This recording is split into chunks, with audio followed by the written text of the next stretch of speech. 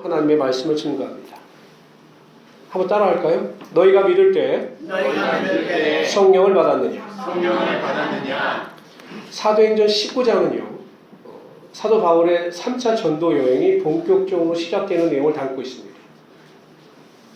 사도 바울은 에베소에서 3년 동안 사역을 합니다. 그래서 하나님의 큰 능력을 행하기도 하고, 이 에베소 지역이 사도 바울에게 있어 3차 전도 여행에 있어 핵심적인 지역이었습니다.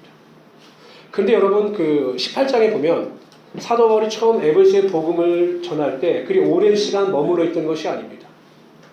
잠깐 에베소 교회에 정박하고 있을 때 복음을 증거했습니다. 그런데 하나님께서 역사하여 주셔서 보르스길라와 아굴라를 통해서 또 아볼로를 통해서 에베소 지역에 복음의 능력이 나타나게 하여 주시고, 그곳에 예수님이 제자들이 탄생하게 하여 주신 겁니다.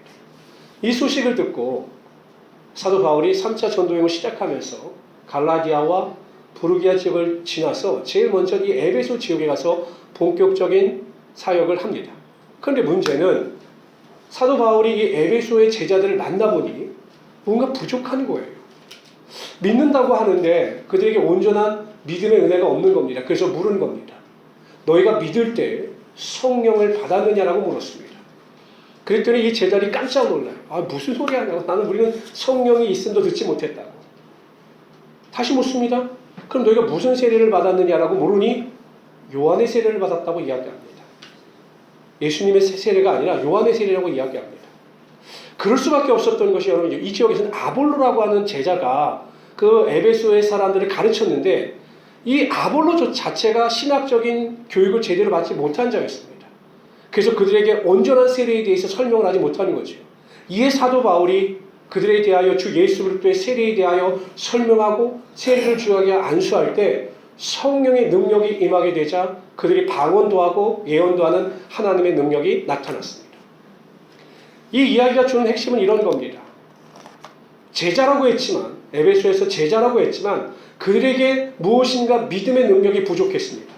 사도 바울은 그것을 성령에서 찾았습니다. 그리고 성령의 충만함만이 온전한 제자의 길을 걸어갈 수 있음을 말씀하고 있는 것이죠. 성령은 선택이 아니라 필수입니다. 우리가 이 시대를 살아갈 때 성령 충만하지 아니하고 성령의 인도하심을 받지 아니하면, 성령의 지배를 받지 아니하면 우리가 온전히 이 세상을 이기며 살아갈 수 없게 된다는 것입니다. 그래서 저는 오늘 시간에 왜 우리에게 성령 충만이 필요한가, 그리고 우리가 어떻게 하면 성령 충만을 받을 수 있는가에 대하여 살펴보며 함께 은혜를 나누고자 합니다. 첫 번째로요, 왜 우리가 성령 충만을 받아야 하는가, 성령 충만이 필요한가에 대해서 살펴보겠습니다. 첫째, 권능을 받기 위해서 우리에게 성령 충만이 필요합니다. 다 같이 한번 읽어봅시다. 시작. 오직 성령이 너에게 임하시면 너희가 온 유대와 사마리아와 땅끝까지 이르러 내 주민이 되리라 하십니다. 성령이 임하시면 가장 먼저 권능을 받습니다. 헬라어로 두나미스입니다. 다이너마이트가 여기서 파생된 겁니다. 성령의 능력을 받습니다. 성령께서 임하시면 우리가 권능을 받아요. 권능. 사도행전에 보면 사도행전 2장에 오순절날 마가의 다락방에 성령의 불이 임합니다. 성령의 불이 임해요. 그러자 이 제자들이 120명의 사도들이 가장 먼저 한 것이 무엇이냐면 담대함을 가지고 그들이 그렇게 떨리고 두려운 마음으로 전하지 못했던 그리스도의 복음을 증거합니다. 그랬더니 수많은 사람들이 회개하고 돌아오죠. 그런데 반작용이 나타납니다. 유대인들, 장로들, 서기관들이 이 사도들을 핍박하기 시작합니다. 그 배후에는 사단이 있었겠죠. 근데 여러분, 놀라운 사실은 핍박을 받으면 받을수록 이전에 베드로나 제자들은 두려워하고 떨었는데 오히려 담대함을 가지고 더 그리스도의 복음을 증거하고 그들 앞에 맞서 당당히 영적 정쟁을 선포하며 나갑니다. 매를 맞으면 맞을수록 즐거워합니다. 상급이 큼을 깨닫고 즐거워합니다. 후퇴하지 않고 전진합니다. 우리가 보고 들은 것을 전하지 않고 견딜 수 없다라고 선포합니다. 세상에 져서 세상의 종로를 탄 것이 아니라 믿음으로 담대함을 가지고 그들을 강력하게 맞서 싸우고 있는 것입니다. 요한복음 10장 10절에 보면 예수님께서 이런 말씀을 하십니다. 도적이 오는 것은 도적질하고 죽이고 멸망시키려는 것뿐이요, 내가 온 것은 양으로 생명을 얻게 하고 더 풍성히 얻게 하려는 것이라. 사단이나 하나님이나 우리 영혼에 대하여 똑같은 관심을 가지십니다. 그러나 사단의 관심은 우리의 영혼을 멸망으로 이끄는 것이고 하나님의 관심은 우리의 영혼을 영생으로 이끄는 것입니다. 사단은 끊임없이 성도들의 영혼을 유혹하고 핍박함으로 그 영혼이 멸망 가운데 거할 수 있도록 끊임없이 우리를 괴롭히는 거죠. 사단이 여러분 보통 똑똑한 게 아닙니다. 영물이죠. 영적인 존재예요. 사도행전이나 초기 기독교 시대에 보면 사단은 핍박을 통해서 기독교 세력을 멸절시키려고 했습니다. 사도행전도 보면 여러분 교회가 탄생하고 핍박이 맞지 않습니까? 로마 시대 같은 경우 보면 여러분 교회사를 통해서도 배우셨겠지만 로마의 10대 황제의 박해들이 있었습니다. 우리가 잘 알고 있는 네로 황제 아시죠? 네로 황제들 아시죠? 네. 그 네로 황제에서부터 기독교를 핍박하기 시작합니다. 10명의 왕들. 나중에는요, 이 디오클레티안 갈리리우스라고 하는 황제까지 10대에 걸쳐서 기독교인을 핍박합니다. 죽입니다. 근데 여러분 생각해 보십시오. 예수를 믿으면 죽어요. 사자밥이 될지도 모릅니다. 불로 처형을 받을 수도 있습니다. 또 그렇게 피해를 봅니다. 그럼 기독교가 없어져야 되는데 박해를 받으면 받을수록 기독교가 부흥을 합니다. 여러분 불놀이 해보셨습니까? 불놀이? 산에 가서 불 꺼보셨어요? 저희가 옛날에 한번 제가 산에 불을 해볼 뻔했는데 불을 이렇게 불이 나잖아요. 그럼 제가 옷을 벗어갖고 이 불을 끄려고 이렇게 잔디를 치면요, 불이 꺼지는 것이 아니라 이 불이 딴 데로 그 바람을 타서 더 번집니다. 치면 칠수록, 불을 끄려고 치면 칠수록 불이 더 번져요. 핍박이 가해지면 가해질수록 기독교가 소멸되는 것이 아니라 로마에까지 복음이 증거되고 아시아에까지 복음이 증거됩니다. 마침내 313년에 콘스탄티누스 황제를 통해서 기독교가 정식 국교로 인정받고 기독교 세력이 확장되어집니다. 그때 사단은요, 교회에게 권력을 줍니다. 권력. 그래서 교황이 절대 권력을 갖죠. 여러분 그 당시에 왕들도요, 교황의 허락이 없었으면 결혼을 못할 정도로 절대 권력을 가졌습니다. 그랬더니 교회가 타락합니다. 1000년 동안 교회는 암흑기에 직면합니다. 마틴 루터가 종교개혁을 통해서 1517년에 종교개혁을 일으키기까지 교회는 암흑기에 빠져 있었습니다. 사단이 권력을 주고 달콤한 유혹을 전하니 교회가 여지없이 무너진 거죠. 다시 교회가 일어섰습니다. 이성주의가 엄습합니다. 르네상스가 엄습합니다. 인간의 지식이 최고다. 또 기독교가 또 무너집니다. 여러분 이 시대는 어떻습니까? 제가 보기엔 이 시대에 사단의 가장 악한 공격은요, 성도들을 착각하게 만드는 겁니다. 착각. 내가 잘 믿고 있다. 내 믿음이 좋다라고 착각하게 만드는 것이 이 시대에 사단이 교회와 성도들을 택하여 유혹하는 방법입니다. 예수님께서 마태복음 7장에 보면 거짓 선지자에 대한 말씀을 하셔요. 거짓 선지자. 그리고 나서 이렇게 예를 들면서 말씀을 하십니다. 다 같이 읽어봅시다. 시작. 그날에 많은 사람이 주의 이름으로 귀신을 쫓아내며 주의 이름으로 많은 권능을 행치 아니하였나이까 하리니 그때 내가 저에게 밝히 말하되 내가 너희를 도무지 알지 못하니 불법을 행하는 자들아. 여러분 이들이 예수님 앞에 나와 이야기합니다. 우리가 주의 이름으로 능력도 행하고 귀신도 쫓아내고 표적도 행했습니다. 여러분 자신이 있으니까 나온 거 아닐까요? 내가 정말 잘못하는 거 알면 예수님 앞에 나와서 이렇게 뻔뻔하게 말 못합니다. 그렇게 믿은 거예요. 내가 주의 일을 했고 주님의 말씀대로 살았고 주님의 능력을 행했다라는 겁니다. 또는 그러한 표적과 기사와 능력이 나타났어요. 그래서 그들이 그렇게 믿은 겁니다. 예수님 앞에 나옵니다. 자신 있게 말합니다. 근데 예수님은 그들을 모른다라고 말씀하셔요. 불법을 행하는 자들아 내게서 떠나가라고 말씀하십니다. 착각한 거죠. 잘 믿고 있다고 착각한 겁니다. 근데 여러분 문제는 무엇입니까? 12절에 보세요. 그날에 많은 사람이 나더러 이르되. 적은 수가 아니에요. 많은 사람들이 착각에 빠져서 신앙생활 잘못하다가 마귀의 유혹 앞에 심판대 앞에서 심판을 받게 된다는 것입니다. 여기에 우리에게 능력, 권능이 필요한 것입니다. 마귀를 대적하고 마귀의 유혹을 물리칠 수 있는 능력, 그것이 우리에게 있는 것이 아니라 하나님께 있고 성령의 도우심을 통해서만 가능하기 때문에 우리가 성령 충만을 사모해야 하는 것입니다.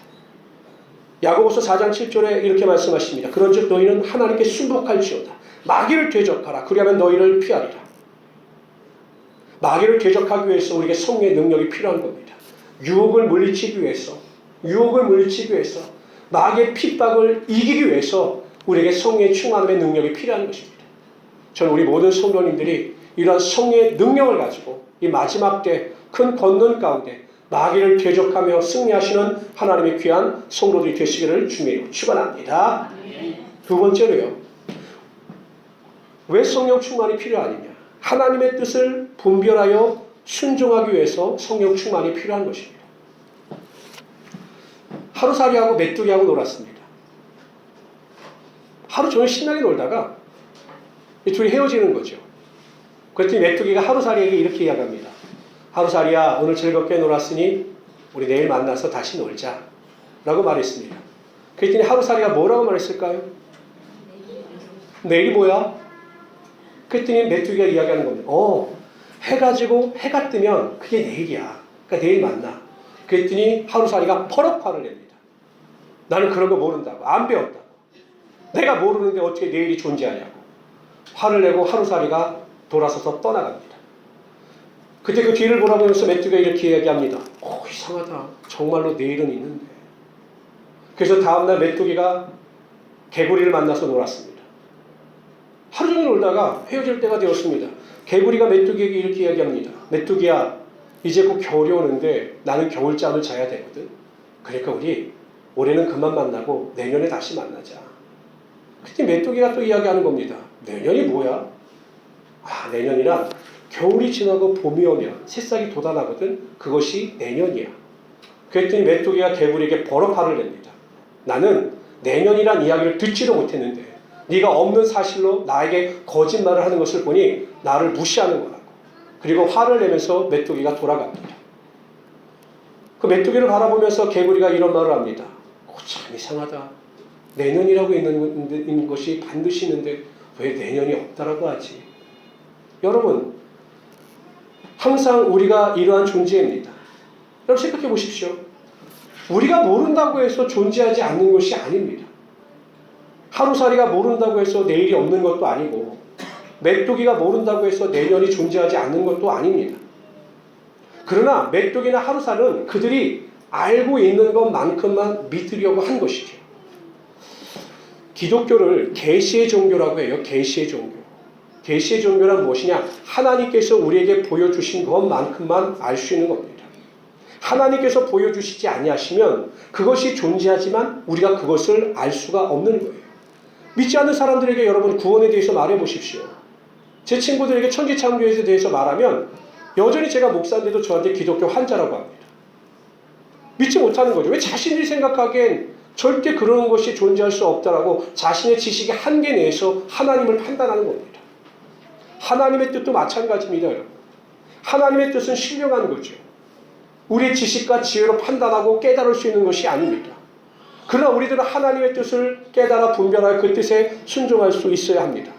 그런데 정말로 감사한 것은 하나님께서 하나님의 뜻을 분별하여 순종할 수 있는 방법을 우리에게 알려주셨다는 사실입니다.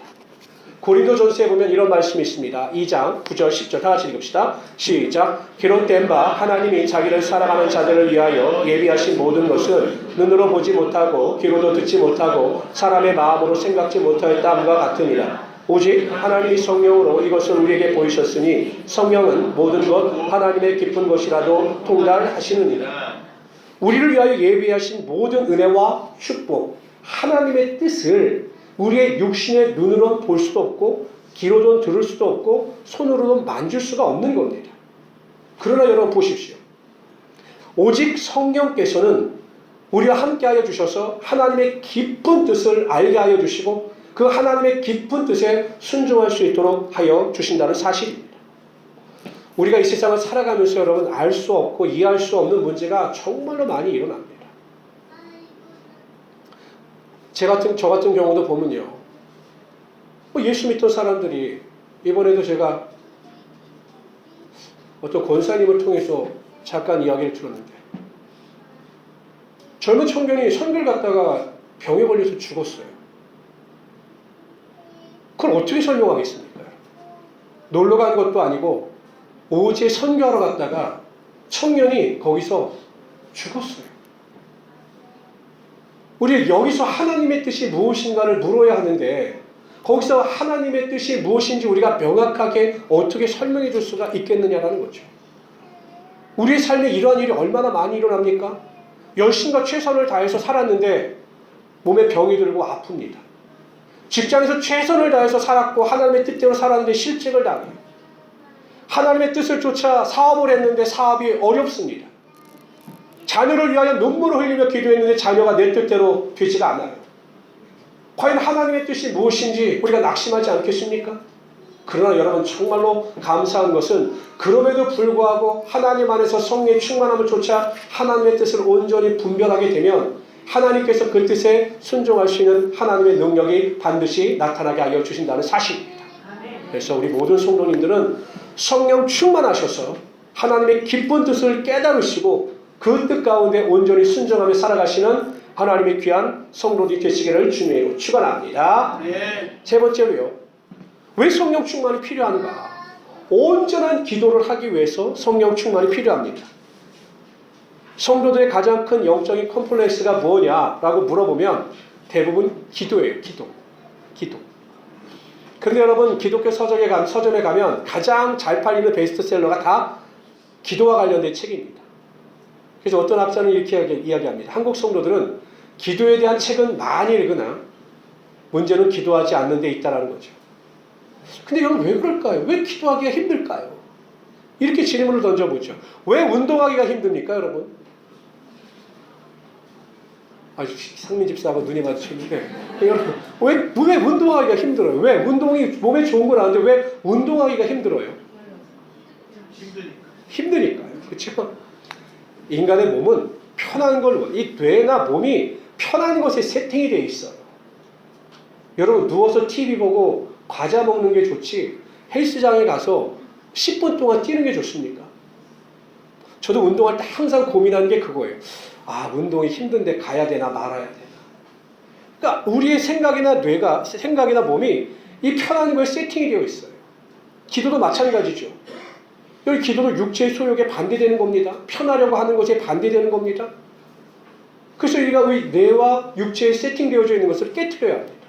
근데 이게 잘 안 돼요. 왜요? 우리가 연약하기 때문에. 매일 결심도 하고 매일 시도도 해보지만 여전히 실패하는 이유가 우리가 연약하기 때문에 그게 되지 않는 겁니다. 하나님께서도 그걸 인정하셨어요. 너희가 연약하다. 너희가 기도하는 일에 정말로 연약하다. 제가 기독교 통계를 보니까요. 제가 하루 20분씩 기도를 강조하죠. 한국 성도들 중에 여러분 120분 이상씩 기도하는 퍼센테이지가 얼마나 된다고 생각하세요? 5% 내외라는 거예요. 하루 매일 20분 이상 하시는 분들. 그러니까 기도가 힘들죠. 그래서 하나님께서 우리에게 이렇게 말씀하시죠. 다 같이 읽어봅시다. 있습니다. 시작. 이와 같이 성령도 우리 연약함을 도우시나니 우리가 마땅히 빌 바를 알지 못하나 오직 성령이 말할 수 없는 탄식으로 우리를 위하여 친히 간구하시느니라. 마음을 감찰하시니가 성령의 생각을 아시나니 이는 성령께서 우리의 연약함을 도와주시는 겁니다. 정말 우리가 기도할 수 없을 때 기도하고자 하는 마음이 있으나 정말 기도할 수 있는 결단이 있으나 기도하지 못할 때 성령 충만하게 되면 그 성령 충만을 통해서 하나님께서 우리를 기도의 자리로 인도하여 주시고 하나님을 바라보고 소망 가운데 기도하게 만들어 주신다는 것입니다. 더 감사한 것은요. 기도할 수 없는 상황, 너무 힘이 들어요. 우리 그럴 때 있지 않습니까? 너무 힘이 들어요. 기도하고 싶은데 우리의 영혼과 우리의 육신이 너무 힘이 듭니다. 하나님 앞에서 나와서 기도해야 되는데 그저 탄식밖에 나오질 않습니다. 그런데 성령께서 그 탄식을 들으시고 하나님께 우리를 위하여 대신 기도해 주신다는 사실입니다. 우리가 성령 충만하게 되면 성령 충만한 가운데서도 우리의 마음이 메마르고 힘들어서 주님 앞에 나와 탄식하게 되면 기도할 수 없는 상황 가운데서도 성령께서 우리를 위하여 친히 하나님께 기도하여 주심으로 우리의 탄식의 기도가 응답받는 하나님의 기도가 되게 하여 주신다는 것입니다. 저는 우리 모든 성도님들이 이러한 믿음을 가지고 성령 충만을 사모하셔서 성령 충만을 받으시고 성령 충만함 가운데 하나님께 기도하는 하나님의 기도의 사람이 되시기를 주님으로 축원합니다. 네 번째로요. 육체의 욕심을 이기기 위해서 성령 충만이 필요합니다. 갈라디아서 5장 16절에 보면 내가 이르노니 너희는 성령을 쫓아 행하라. 그리하면 육체의 욕심을 이루지 아니하리라. 라고 말씀하셨습니다. 사도 바울은 디모데후서에서 말세의 현상에 대해서 설명을 합니다. 2000년 전에 말세에는 이런 현상이 나타날 것이다 라고 설명을 하는데 그 설명한 그 이야기가 우리가 살아가고 있는 이 시대와 똑같습니다. 들어보십시오. 내가 이것을 알라. 말세에 고통하는 때가 이르르니 사람들은 자기를 사랑하며 돈을 사랑하며 자긍하며 교만하며 회방하며 부모를 거역하며 감사치 아니하며 거룩하지 아니하며 무정하며 원통함을 풀지 아니하며 참수하며 절제하지 못하며 사나우며 선한 것을 좋아 아니하며 배반하며 팔며 조급하며 자고하며 쾌락을 사랑하기를 하나님 사랑하는 것보다 더하며 경건의 모양은 있으나 경건의 능력은 부인하는 자니 이 같은 자들에게서 내가 돌아서라. 말세가 되면요, 경건의 모양은 있습니다. 그러나 경건의 능력은 없습니다. 육체의 소욕을 쫓아 멸망의 길로 걸어가게 된다는 것입니다. 그런데 이러한 현상이 교회 안에 들어오고 있죠. 교회 안에 이러한 일이 비일비재하지 않습니까? 예수님의 사도로서 제자로서 살아간다고 하지만 여전히 세상의 욕심과 쾌락을 쫓아 살아가는 모습이 교회 안에도 여전히 있는 것입니다. 어쩔 수 없어요. 우리에게는 세상의 소욕을 이길 수 있는, 육체의 소욕을 이길 수 있는 힘과 능력이 없기 때문입니다. 그래서 성령의 도우심이 절대적으로 필요한 것입니다. 제가 보통 장을 보러 갈 때가 되면요, 밥을 안 먹고 가면 시식코너에서 쓸데없는 물건을 많이 사더라고요. 남자분들 그렇지 않아요. 가다 보면 그냥 배가 고프면 아무거나 막 삽니다. 근데 배가 부르면, 정말 배가 부르면 먹는 음식에 대해서 관심이 없어요. 그냥 필요한 물건만 사서 옵니다. 우리의 신앙이 이렇습니다. 성령 충만하게 되면 육체의 욕심이 마음과 생각 속에 자리 잡을 수가 없어요. 성령이 우리의 생각과 마음과 모든 것을 지배하고 있기 때문에 세상적인 욕심이나 탐심이나 쾌락이 우리의 삶 가운데 들어오지 못합니다. 그러나 성령 충만하지 아니하면 세상의 모든 것이 우리의 생각과 우리의 마음을 주장하기 때문에 우리가 세상의 욕심을 쫓아 살아가게 되고 하나님의 은혜로부터 점점 멀어지게 되는 것입니다. 그러므로 우리 모든 성도님들은 성령 충만하셔서 항상 하나님이 주시는 은혜와 능력 가운데 육체의 소욕을 이기시고 축복과 능력 가운데 살아가시는 하나님의 귀한 성도들이 되시기를 주님으로 축원합니다. 그렇다면 우리가 어떻게 성령 충만을 받을 수 있는가에 대해서 살펴보도록 하겠습니다. 어떻게 하면 우리가 성령 충만을 받을 수 있는가? 마태복음 7장 9절에서 11절 한번 읽어봅시다. 읽습니다. 시작. 너희 중에 누가 아들이 떡을 달라 하면 돌을 주며 생선을 달라 하면 뱀을 줄 사람이 있겠느냐? 너희가 하물며 하늘에 계신 너희 아버지께서 구하는 자에게 좋은 것으로 주시지 않겠느냐? 보십시오. 마태복음에서는요, 너희 아버지께서 구하는 자에게 좋은 것으로 주신다고 말씀하셨습니다. 좋은 것. 근데 누가복음에 보면요, 이렇게 말씀하십니다. 다 같이 읽어봅시다. 시작. 너희 중에 아비 된 자 누가 아들이 생선을 달라 하면 생선 대신에 뱀을 주며 알을 달라 하면 전갈을 주겠느냐? 너희가 악할지라도 좋은 것을 자식에게 줄 줄 알거든 하물며 너희 천국에서 구하는 자에게 성령을 주시지 않겠느냐? 성령을 주신다고 했습니다. 마태복음에서는 구하는 자에게 좋은 것을 주시는데 누가복음에서는 구하는 자에게 성령을 주신다라고 말씀하셨습니다. 결국 여러분 무엇입니까? 하나님께서 우리에게 주시는 가장 큰 선물 중에 축복의 선물은 성령이라는 거죠. 그리고 그러한 성령은 구하는 자, 기도하는 자에게 반드시 하나님께서 선물로 허락하여 주시는 것입니다. 오순절날 마가의 다락방에도 성령의 불이 임하기 전에 사도들이 모여 저녁 기도에 힘썼습니다. 오직 기도에 힘쓸 때 성령의 불이 그들의 삶 가운데 임했던 것입니다. 여러분, 매일 매 순간마다 시간이 날 때마다 또한 길을 걸어갈 때마다 앉았을 때든지 섰을 때든지 기도하십시오. 하나님, 저에게 성령 충만을 허락하여 주셔서 항상 기뻐하게 하여 주시고 쉬지 말고 기도하게 하여 주시고 범사에 감사하게 하여 주시옵소서. 그럴 때 하나님께서 성령을 폭포수와 같이 여러분의 심령과 삶 가운데 부어 주실 것입니다. 감옥에 갇혀있던 요셉이 감옥에서 풀려나와 바로왕의 꿈을 해석합니다. 바로왕의 꿈을 해석하고 그 바로왕이 위기 가운데 어떻게 대처할 것인가 해결책도 제시합니다. 그랬더니 이 요셉이 뭐라고 이야기하냐면 그냥 주죽을 다 이야기하죠. 그랬더니 바로왕이 뭐라고 이야기하냐면 이렇게 이야기합니다. 신하들에게 이와 같이 하나님의 신에 감동된 사람을 우리가 어디서 찾을 수 있으리요? 종입니다.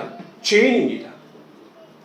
충분히 멸시할 수 있는 상대입니다. 그런데 바로 왕은 요셉을 보면서 하나님의 신 성령이 그와 함께함을 보았고 성령의 능력을 통해서 그가 지혜로운 자임을 인정했던 것이죠.